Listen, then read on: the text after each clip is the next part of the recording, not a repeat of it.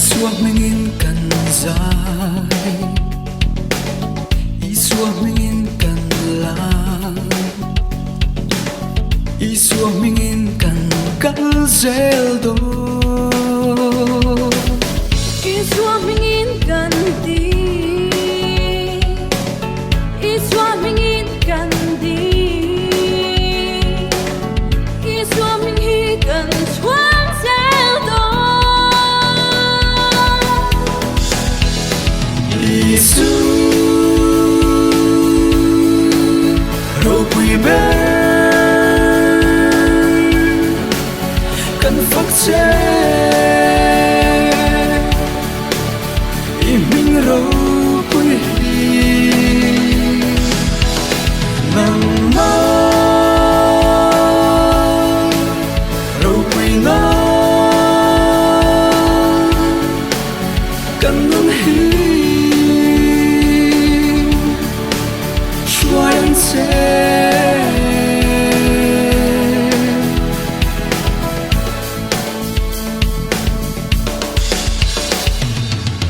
Isua mengin an mu,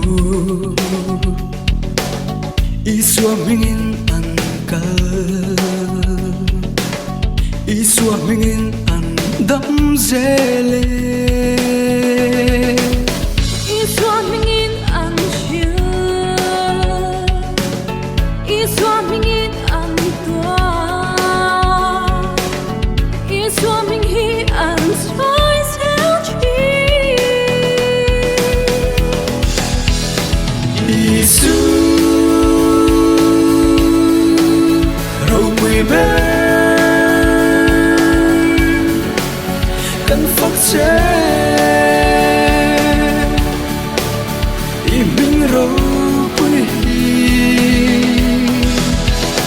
nang mơ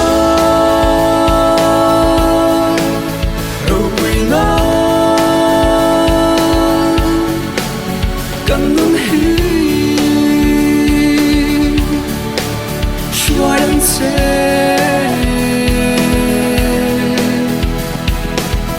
Isua minh chu him na ani,